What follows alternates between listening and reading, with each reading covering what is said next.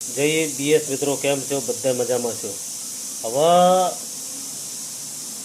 પહેલાં કરતાં ફેસિલિટી, સુવિધા, બધી સગવડો એ ટોટલ બધું થયું એ સાચી વાત છે, પણ હાથે હાથે મોંઘવારી વધી છે. એટલે હવે માણસને એક બાજુ બધી ફેસિલિટી જોવે છે, એક બાજુ બધા મોજ શોખ કરવા છે. કોઈ વસ્તુ વગર ચલાવવું નથી અને વસ્તુ બધું મોંઘું બી પડે છે. તો બંને વસ્તુ તો સેટિંગ થાય નહીં. અને આ સારું હવે જરૂરી છે, જીવન જરૂરિયાત છે કે વસ્તુ જરૂર છે. દરેકને બાઇક બી જોઈએ, મોટરસાયકલ બી જોઈએ દરેકને, અને મોબાઈલ બી જોઈએ, એની સાથે સાથે નેટ બી જોઈએ. તો હવે એ સમજણ નથી પડતી કે છેડા ભેગા કરવા તો કઈ રીતે કરવા. એક બાજુ લોન આપતા ચાલતા હોય તો બધી રીતે બધું માણસને પરફેક્ટ કરવું છે.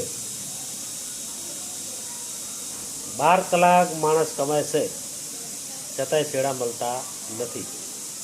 એટલે આમાં સારું એ સમજણ નથી પડતી. ફેસિલિટી બધી બરાબર છે, પગાર ધોરણ ઓછા છે, છેડા મળતા નથી, ચીજ વસ્તુઓ બધી મોંઘી થતી જાય છે. તો હવે કરવું શું? વાંક છે તો આમાં વાંક કનો છે.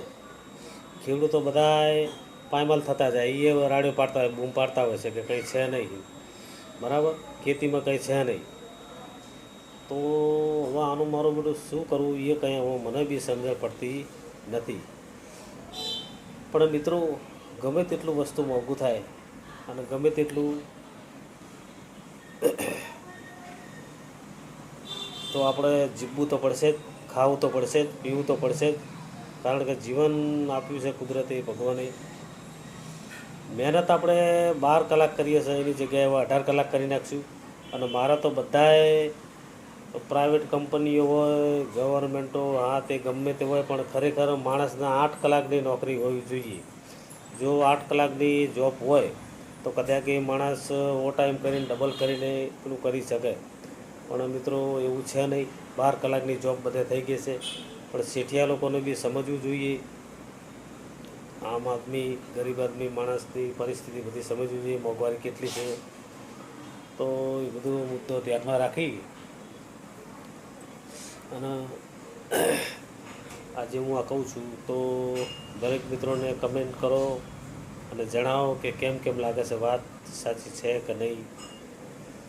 તો અત્યારે બસ આટલું. મળીએ પછી નેક્સ્ટ ટાઈમ. જય માતાજી.